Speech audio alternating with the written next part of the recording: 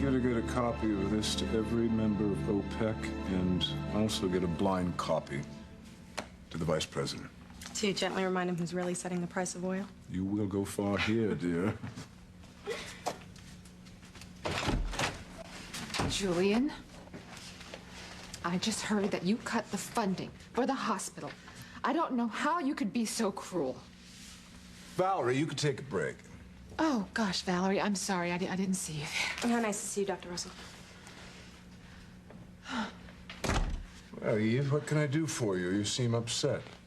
Upset, Julian? You cut the funding from the Crane Trust. The hospital relies on that money, Julian. Without it, we're going to have to cut important programs. And you know that we are running our budget on a shoestring as it is. Well, that's a pity, but I'm sure you can find other donors. You see, I established the Crane Trust in your honor when we were together, but now that you've broken off our engagement, I really don't see the point in contributing such a large sum of money to an enterprise that really does not interest me. Surely you understand that. What I understand is that the selfish old Julian is back in action. The one who uses money to control people. Well, let me tell you something, Julian. It's not gonna work. Julian, the Crane family has always supported the hospital. I don't even know if we can continue to survive without your continued donations. Now, Julian, you just can't be this petty. Oh, what petty? When you agreed to be my wife, I set up the Crane Trust, which more than doubled my family's contributions. I'm not the one who decided to break our engagement. Surely you were aware that by rejecting me, you'd also be rejecting my money.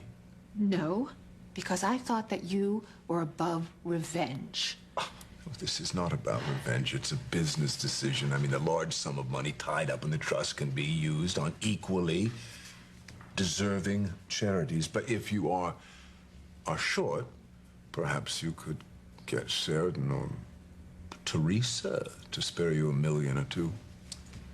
I know what this is that you are doing, Julian. This is emotional blackmail. This is your way of trying to get me to come back to you. Yeah.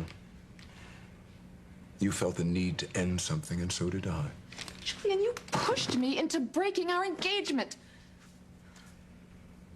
I did nothing but try to patch up what had become a one-way love affair. Romantic rooftop dinner for you, and all you do is talk on your cell phone to TC's nurse. I plan to contribute hundreds of thousands of dollars to renovate your office wing. While we took a cruise through the Mediterranean, what do? You throw your engagement ring at me. I did not throw it, Julian. I don't know what I have done. All I did was try to work things out between us. But as you've made very clear, you don't wish to try. So, I'm just following your lead. I'm cutting the ties that bind us. Julian, this is so infantile. If you regress any further, you're gonna need a wet nurse. Are you so self-centered that you can't see why I might want to help the father of my children when he has a debilitating stroke?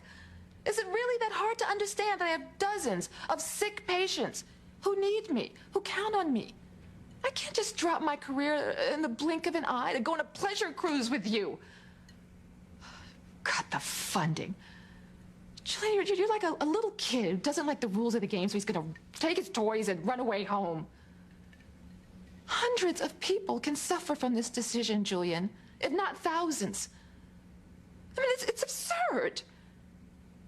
Every 5-year-old knows, Julian, that you can't call all the shots all the time. Neither can you. Ah, another important conversation interrupted by a cell phone. Go ahead, my dear, take it.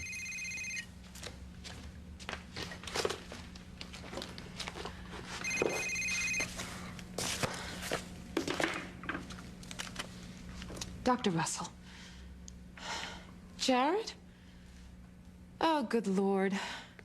No, I'm in the building. Yes, Teresa's office. Okay, I'll be right there. Teresa's had an accident, so I have to go. Teresa's whole life is an accident. Don't go.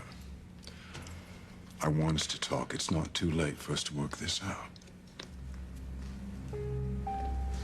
She needs me, Julian. It's an emergency. There's always an emergency with Teresa. She lives for drama. I'm sorry, I have to go.